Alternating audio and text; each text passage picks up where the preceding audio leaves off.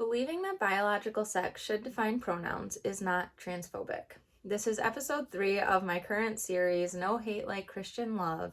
And I want to dive into this because pronouns are ultimately a philosophical belief. Like your philosophy on the world is going to tell you how pronouns should be defined. There are theological aspects to it, of course, but ultimately, philosophically speaking, you have realism and relativism. You have realism where there is ultimate truth and it applies to everybody, or you have relativism where what is true for me is true for me, what's true for you is true for you.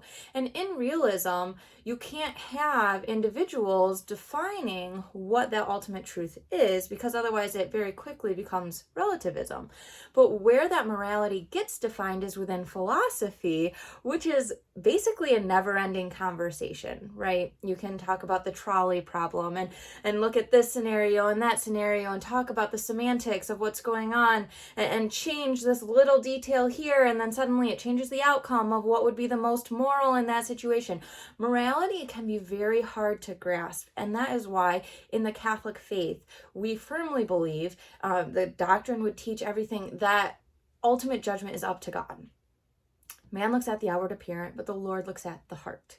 And so that is ultimately where that goes. However, we are also looking at levels of scandal, right? What is going to lead somebody else astray from living the most fulfilled life that they could?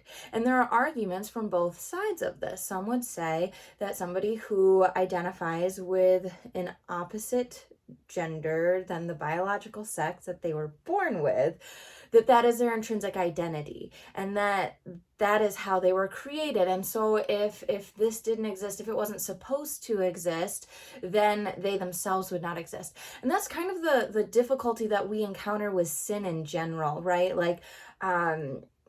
Like if adultery didn't exist, right? If people were intrinsically faithful and nobody ever cheated on anybody, divorces never happened, second marriages never happened, and therefore the children of those second marriages would never have come to be, right? Like I would not exist if certain sins did not exist, right? And that's where God, when we look at like Ecclesiastes 3, it says God makes all things beautiful in his time. He is able to take those pieces that have been distorted from the nature that he created. He's able to take those and still bring us to the abundance of life, to life and life abundantly. So in this aspect of scandal, the Catholic Church is very clear about laws and institutions, how they take on a particular gravity in different situations that would lead somebody astray. Now, again, I mentioned in the last video, there are 1.36 billion Catholics worldwide. There are a lot of Catholics. This is not like somebody had mentioned, well, that's your opinion and it doesn't have to apply for me. This isn't my opinion. I am not speaking on my behalf. I speak on behalf of the Catholic Church. I speak on behalf of the magisterium of the Catholic Church whenever I go back to these pieces, which is why I reference the catechism in so many of these videos on this channel, because I'm ultimately heading back there. So when we start talking about the respect for souls of others, we're in paragraph 2284 of the catechism, and it's basically just says, scandal is an attitude or behavior that leads another to do evil. And he damages virtue and integrity and may even draw his brother into spiritual death. So when we talk about integrity, right, that is being integrous, when we're being consistent, we're doing these things that are consistent within ourselves, which again, when you get back to the philosophy of it all, you look at Stoicism that says, logic matters, emotions don't. Emotions should have nothing to do with anything. And logic is all that there is. We need to be void of emotion because emotions are intrinsically corrupt, right?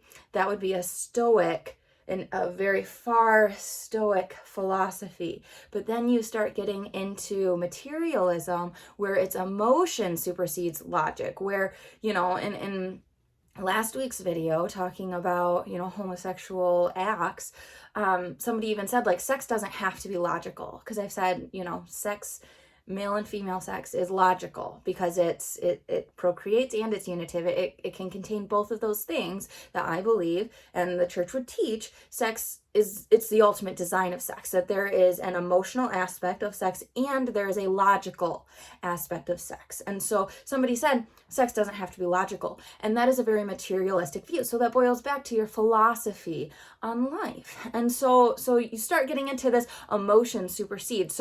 So where does that integrity come in? Is there logic? Is it solely logic and no emotion? Is that integrous? Or is it solely emotion but lacking logic, right?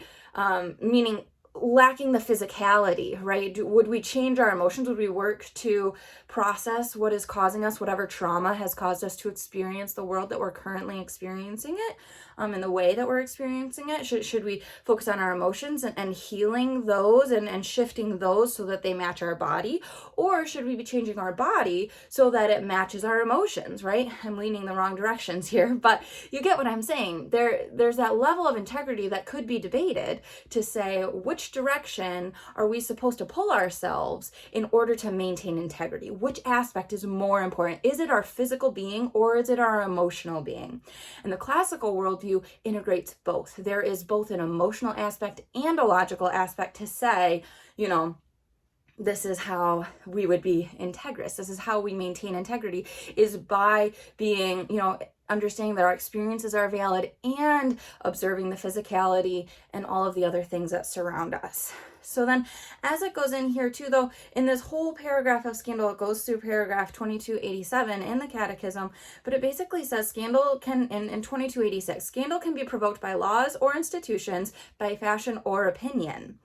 Therefore, they are guilty of scandal who establish laws or social structures leading to the decline of morals and the corruption of religious practice, or social conditions that intentionally or not make Christian conduct and obedience to the commandments difficult and practically impossible. So again, this is where, the no hate like Christian love, like in Christianity, we do have very finite boundaries of our faith that we are called to follow, that we are called to submit ourselves to. And when those things start to get abandoned, when there start to be laws in place, I think of the baker in Colorado who didn't want to make a wedding cake for a gay marriage, and he got sued, and now he just doesn't make wedding cakes, right? It makes it difficult, if not impossible, to uphold Christian values under that context. So that would be a level of scandal where in the Catholic faith, there would be a level of accountability held when standing before God for whoever instituted that type of legislature that pursued that suit against that baker, that the people the judge who had ruled against it, there would be a level of accountability with God to say there was not an allotment for this man to follow his conscience, to uphold what he believed, to submit himself to the commandments that we are called to. And anybody can get upset about that and say, no, this is how you embrace. And that is why, fully formed consciences are so important and different aspects. But again, we're getting back to morality. Who defines morality? Who defines these things? And why is one philosophy better than another? Where are the shortcomings? Where are the inconsistencies? Because some of these philosophies, right, they can't be integrous to themselves. They can't maintain integrity in themselves because there are holes in them, right? When you start getting to these all or nothing approaches, all logic, all emotion, and I've even had people argue that in like having pronouns identify with a self-identified gender, that is logical, that there's like scientific backing to these things.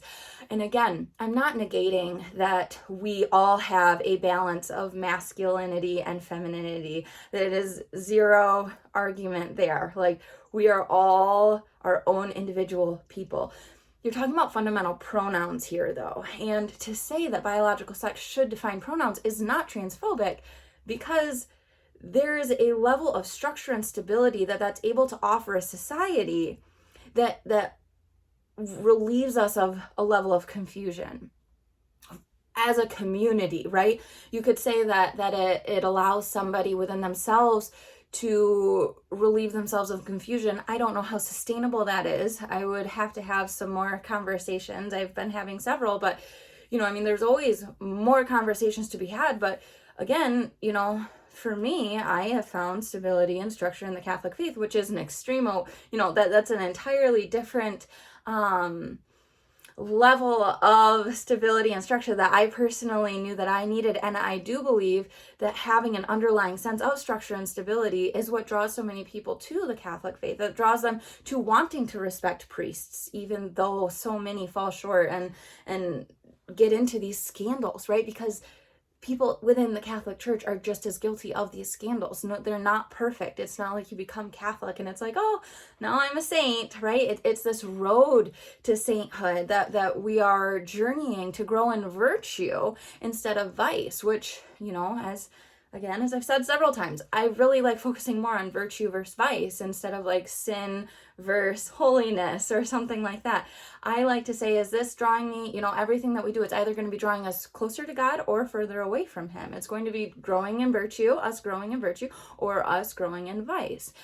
And once we start getting into these relativistic views, you start getting exceptions, right? It's like, oh, well, this is true here, but here is the exception. It's never okay to kill anybody except in this scenario. It's never okay to end a human life except if they are, not, if they're preborn, if they're not born yet, or, the death penalty, right? Like the Catholic faith is very clear that they do not support the death penalty, with the exception of grave instances where like somebody is continually escaping from prison. The moment they escape, they're committing another crime. It's like very clear that they're guilty, and then they're imprisoned again. They can't be contained, and these things and that thing. Like there's a very harsh reality within when it would be permissible or acceptable within the confines of the Catholic faith to pursue the death penalty for like the minimal minute exception to when that would be okay. But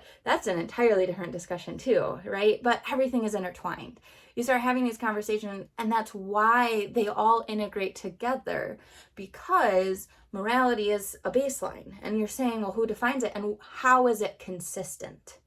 And this is where I found Jesus most present within the Catholic faith, the Catholic Christian faith, seeing Christ and the consistencies within the doctrine of the faith. There wasn't, it's not a bunch of exceptions everywhere. It's God is the ultimate judge. Man looks at the outward appearance and the Lord looks at the heart. The Lord knows what has brought us to today. He knows our traumas intricately. He knows our names. He has followed us our whole lives. He has been with us.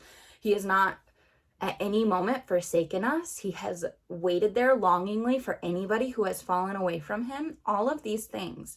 And so there's just that element of God making all things beautiful in his time. And so we can have corruption, we can have scandal, we can have sin, we can have these things that bring about not our ultimate good. They are not for our ultimate good. God is not the author of chaos and confusion. That is biblical. He is not the author of chaos and confusion. The devil is.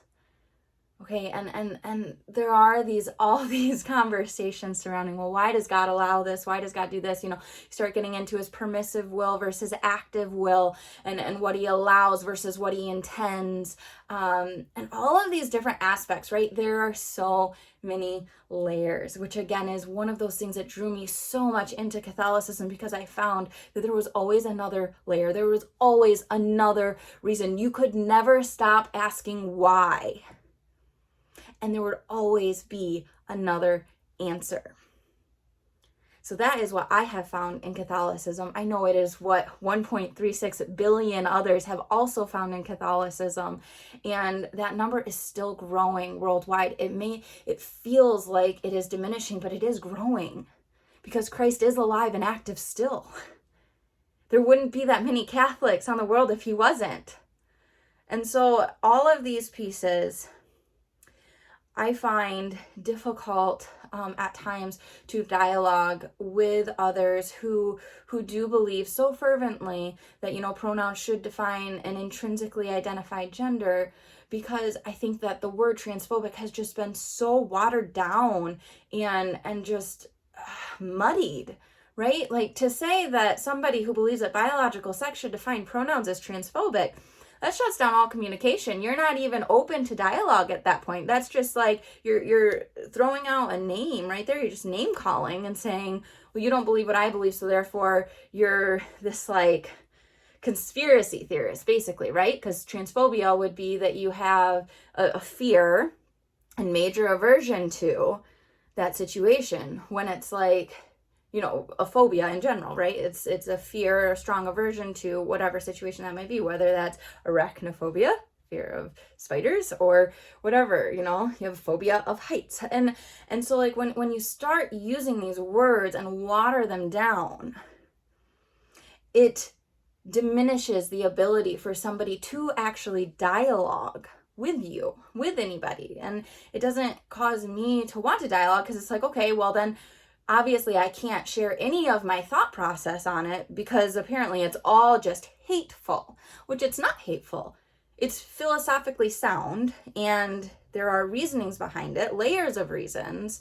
And ultimately, you know, when we start leaving a fundamental piece of our being up to intrinsic discernment instead of grounded in reality, right? That we would say, oh, well, some people are colorblind, or we all see different hues of green, so we're going to start naming these hues individually to different people. Like, you know, they're going to come up with some sort of technology that allows us to be able to identify exactly what fraction of blue and what fraction of yellow it is that we're seeing in the grass blade in front of us. And now this is going to be, you know, 40-60 blue, and this is 41-60 or 41-59 for this person. And we have to identify that correctly for each individual, because that's what's true for them. And it's just like, no, that what brings us together as community?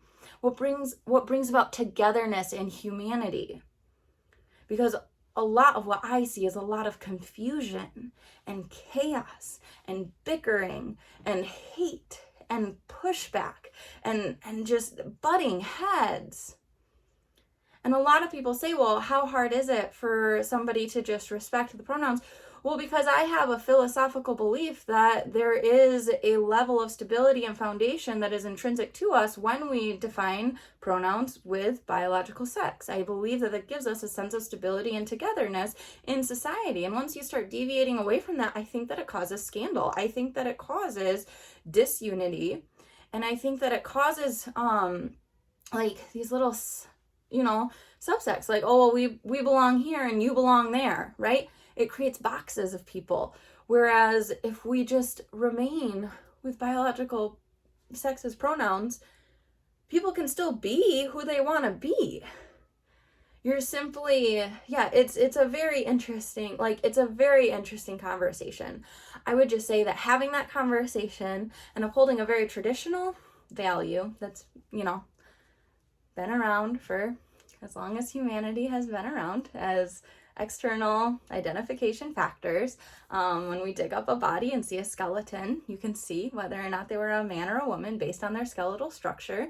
You know, there's that aspect where it's been around for a very long time. It's been identifiable, and to maintain that belief, to allow ourselves to say, this is how I understand the world and what I believe will bring about the ultimate good for the most people.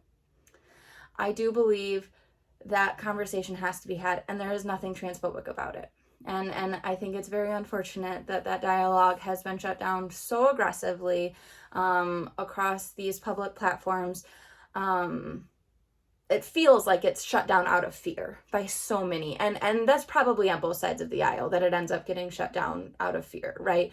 I personally do not have a fear of this conversation. I dialogue with lots of different people that experience life in different ways. And yeah, so anyway, those are my thoughts for today. I'm Allie Marie. Thanks for tuning in today to The Authoritative Approach, where love and boundaries meet. And I pray that you have a blessed day.